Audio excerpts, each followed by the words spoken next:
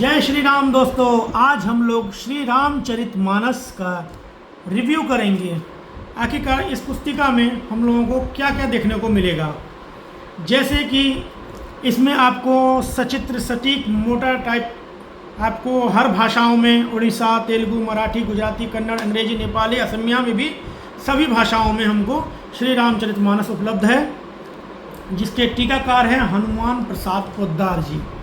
अब हम लोग सीधा आगे बढ़ते हैं, देखते हैं। ये हम लोगों का फ्रंट पेज रहेगा, जिसमें लिखा रहेगा, सबसे पहले आपका लिखा रहेगा सत्यम शिवम सुंदरम, और श्री रामचंद्र जी का चरित्र के बारे में बताया गया है इस पुस्तिका में। और इधर हम लोग जानेंगे इसका मूल्य जो 450 रुपये है, जो गोरखपुर गीता प्रेस के द्वारा आप लोग डाक से भी और कुरियर के थ्रू भी मंगवा सकते हैं। और इसके बाद सिर्फ हम लोग पहुंचते हैं आगे देखते हैं कि यहाँ पर निवेदन दिया गया है।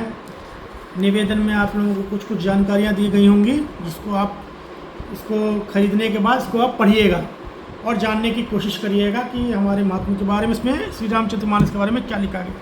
अब हम लोग आगे बढ़ते हैं विषय सूची के बारे में, जिसमें आपको मिलेगा नवापारायण विश्राम के बारे में, मास पारायण के बारे में, पारायण विधि क्या है, हम लोग जानने की कोशिश करेंगे। उसके बाद सीधा हम लोग पहुँचेंगे बालकांड में। इसमें बालकांड में भी आपको दिखाया गया। उसके बाद आपको अयोध्या कांड के बाद सीधा हम लोग आगे चलते अरण्य कांड, किष्किंधा कांड में, सुंदर कांड, लंका कांड, और फाइनली हम लोग पहुँचेंगे उत्तरकांड।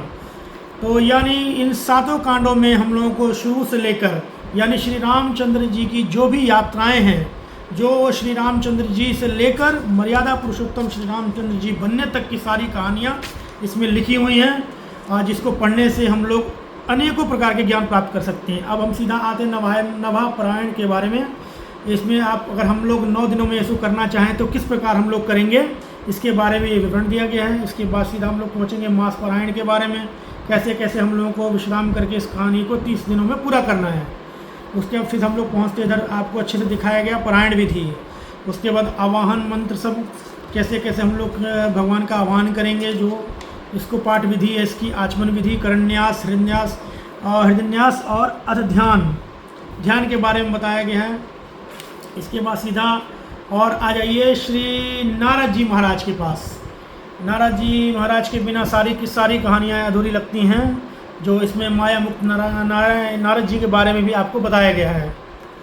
और सीधा इसके मुख्य जो रचयिता हैं गोस्वामी तुलसीदास जी महाराज, और इसको देखिए कितना अच्छा सा चित्र समझाया गया है। कुछ महत्वपूर्ण चित्र आपको दिखेंगे जो आपके मन को मोह लेंगी।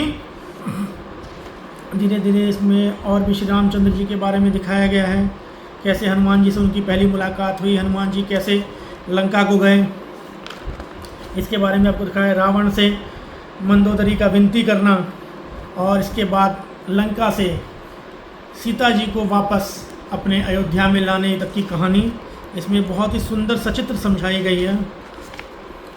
और ये राम जी का दरबार देखते हैं। यहाँ से फिर हम लोगों का शुरू होता है श्री रामचरितमानस, जिसमें आपको सबसे अच्छी बात ये रहेगी, इसमें इतने बड़े अक्षरों में आपको संस्कृत में समझाया गया है। इसको कह सकते हैं कि जो शुद्ध भाषा है उसमें आप लोगों को समझाया गया है, और सचित्र समझाने के बावजूद हिंदी में भी इसका सारा व्याख्या किया गया है, जिससे हम लोगों को इसे पढ़ने में काफ़ी आसानी होगी और हम लोग निसंदेह ही बहुत अच्छे से इसका पाठ बढ़िया से कर सकेंगे।